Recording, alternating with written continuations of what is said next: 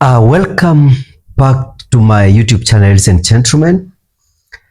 In our previous analysis, we analyzed how Rigathi Gachagua was slowly isolating himself by pushing away key allies, including Fred Matiang'i and the Jubilee party.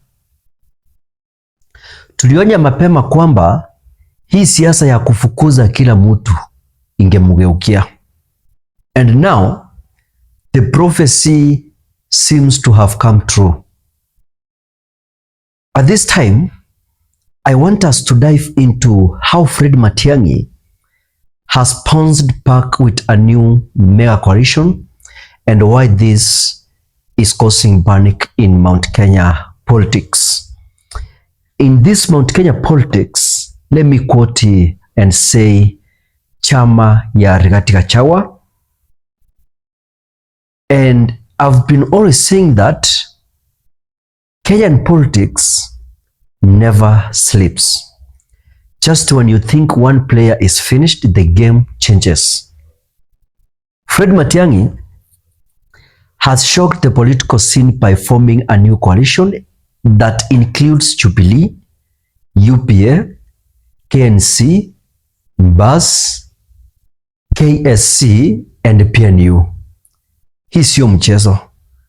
This is a serious lineup that promises to challenge Kenya Kwanza and directly confront Rigathi Gachagua's influence in the region. The big question here I want us to ask ourselves is that is Matiang'i the hidden card that could end Gachagua's dominance in Mount Kenya and even shake President Ruto's 2027 dreams? Fred Matiang'i has always been respected as an nonsense leader during his time in government. He was praised by so many people for being disciplined, integrity, and effectiveness. Now, with Jubilee and 5 other parties standing with him, is not just one man, it's becoming a movement. I want to say in a simple language that this coalition gives him numbers. It gives him credibility and political muscle. Parties that were almost irrelevant on their own now find strength under Matiang'i's leadership.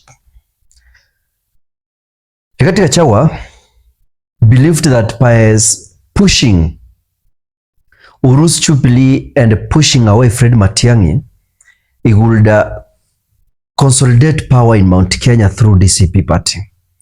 But politics is about building bridges, not burning them. By fighting two main wars, Gachagua has ended up isolated. Sasa anajuta because the very people he chased are uniting and coming back stronger. Wanasiasa wanasema siasa ni hesabu, sio jaba. Kenya may now be heading into a new chapter where we don't just have one opposition, but 2 opposition sides.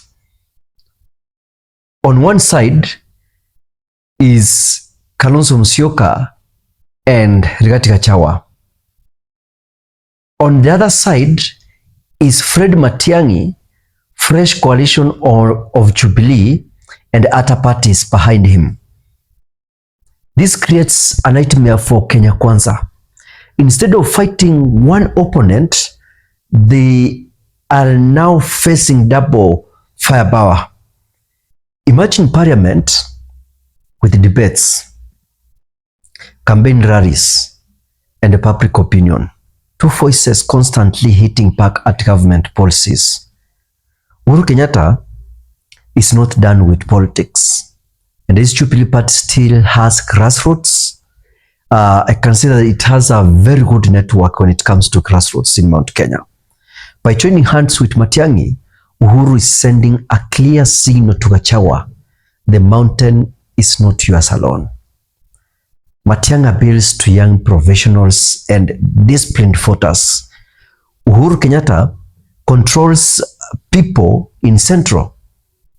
Together, I can say that they make Gachagua look like just one player in a much bigger game. Kwa hivyo, Mount Kenya is dividing again, just like in 2007 and 2017, when competition was very stiff and alliances shifted very fast. The entry of Fred Matiangi's coalition changes everything for 2027. If he lands for president, he eats into Ruto's votes in Kisii and Central. If he joins hands with Raila or another opposition figure, Kenya Kwanza will be in a serious danger. Lakini nimesikia viongozi wengi ambao wako nyuma ya Fred Matiang'i wanasema kwamba if Matiang'i joins Raila watamwacha. Na ukiongeza Jubilee revival, this could spell the end of Gachagua's dream of being Mount Kenya's kingpin. What he dismissed as irrelevant has now become his biggest headache. So, ladies and gentlemen, I want to tell you that today's headlines are very clear. Fred Matiang'i is back, Jubilee has resurrected, and Gachagua is regretting his political missteps. Politics sometimes pushes arrogance. By isolating key figures, Gachagua has opened the door for a powerful counterforce. Matiang'i's coalition may be the second opposition that reshapes the road to 2027. Sasa nawauliza, do you believe this new coalition can truly survive until 2027? Or will it collapse like NASA and other alliances before it? Thank you for watching this up to the end, ladies and gentlemen. If you haven't subscribed, kindly subscribe, turn on the notification bell, and be informed anytime I do videos like this. Subscribing is for free. And for those who are watching me from different platforms, tafadhali kimbia huko YouTube, tafuta DMTV Kenya. Subscribe and be also in this family. Thank you and goodbye.